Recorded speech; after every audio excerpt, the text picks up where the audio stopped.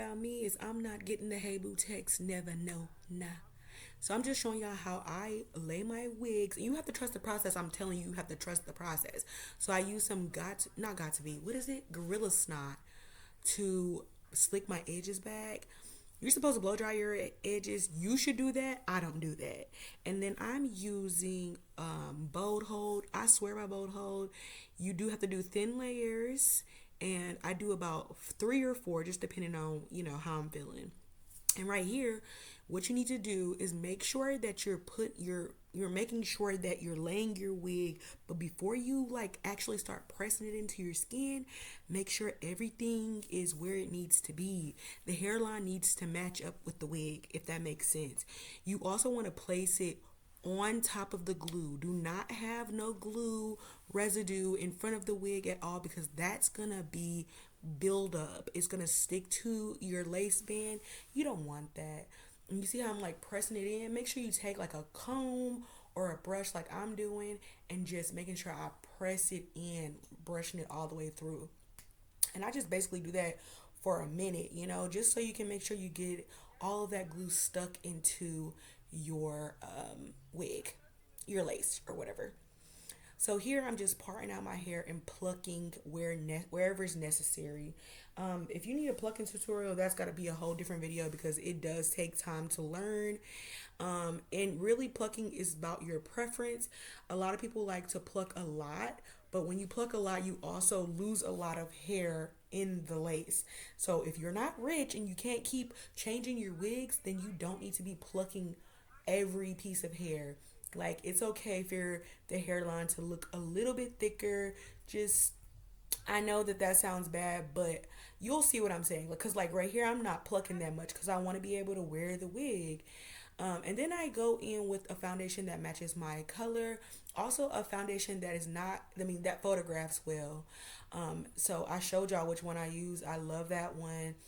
And I'm just parting where I want my part. So I'm doing a side part on this wig. And this is where I'm showing you where you need to be pressing each section. Do not forget to be pressing each section. I know you want to just part it where you're going to, create your part, side part or middle part, and then you just want to press on that parting. But no, you need to go throughout your lace and press each section using a wax stick or some sort of holding spray. That'll work as well. And make sure that your hot comb at least goes up to 450, 500 if you can find one of those, but 450 for sure. And right here, I'm showing you where you need to basically part out some of your hair for where your tracks start, like right after the end of the lace in the back.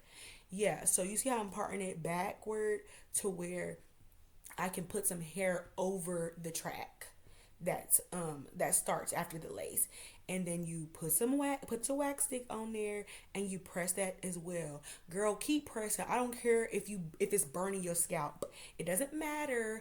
If you like to wear wigs, you need to know this. You need to know that you need to press until it's flat. And I'm gonna show y'all what I mean by flat. And like I said, everything about wearing wigs and all this beauty stuff is definitely about preference. So do what you can do, girl. But I'm just trying to tell y'all why y'all don't need to be getting the hey boo text, because it's really simple. This is basics. You know what I mean? Like, obviously, I'm not a professional, and you aren't either. But you could put your dang on wig on. That's all I'm saying. And you see how often I'm pressing? I'm pressing it a lot. Can you tell? I even had to cut some of these clips out because I knew I was going to bore y'all with how much I was pressing. But that's how much you need to be pressing your hair. Like, going back and forth, back and forth. It's just to make it flat. It just depends on how flat you want it to look, babe. You know what I'm saying? And make sure that you put that lace band tight. That milk band, yes, it needs to be, your head needs to be pulsing when you take it off. My head was pulsing right here. And you see how my part is a little messed up? That's okay, because I go back in and I fix it. And I'm even going to go into my part and pluck it a little bit. But like I said, it's all about preference. You know what I'm saying, girl? You don't need to be worrying about anything at this point other than how you are going to lay your baby hair.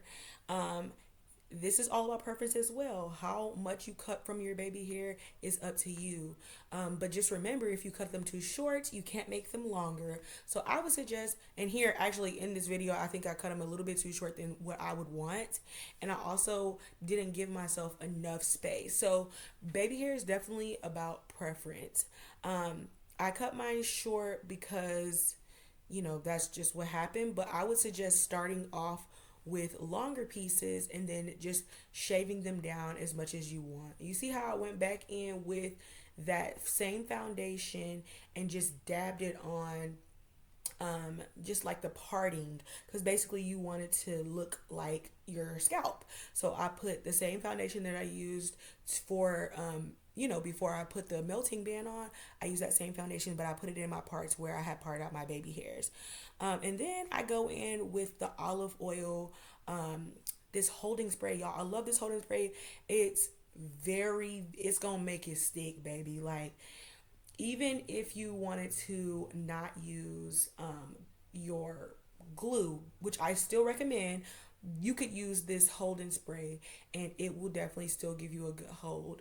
But you see how I am spraying it on my finger, not on the lace. You do not need to be spraying this directly on the lace, because that's gonna be where you get the cakiness and where it's like flaking, and because you're gonna have to put your band back on, or not even a band. I think I'm gonna use a black strip. But if you were putting on the band, it would definitely stick to the band and come up when you try to take it off. So baby, make sure that you're putting it on your finger and then pressing it into your lace. And then here I'm just going back in with the hot comb, girl, because like I said, it's just really never enough pressing. It's never enough pressing. I'm never gonna stop. And this is just for your preference. I have put that spray on, the holding spray on my hair, and then pressed it back because basically I want it to be pushed behind my ear. And then you see how I'm like lifting up, like from the front, pressing it into the back. That's just because how I want it to lay. Like, I kind of want it to like flip over. And I use these little razors. I get them from Amazon. You can get like a little case for like $10 for 100 of them in there. I use this mousse for my baby hairs. I like mousse on your baby hairs because you can shape them as much as you want. When you use like gels and stuff, it dries so fast that you can barely shape it. Sorry, I had to burp. But it dries so fast that you can barely shape it.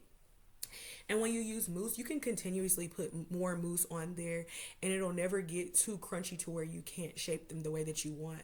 And notice how I don't use the small flat irons. A lot of people use those small flat irons to like shape their baby hairs.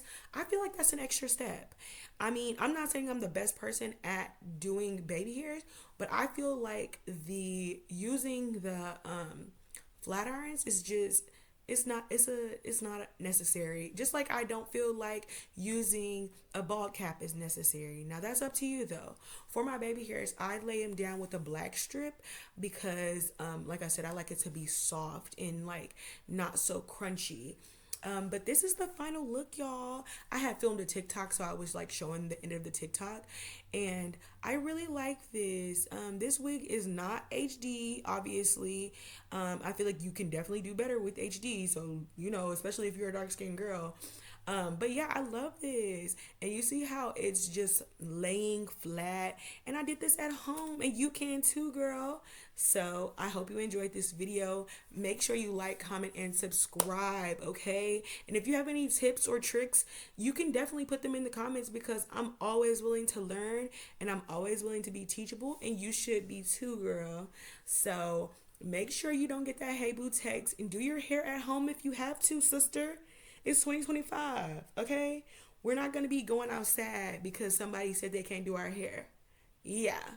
Okay, so get into it. Love y'all. Thank you for watching.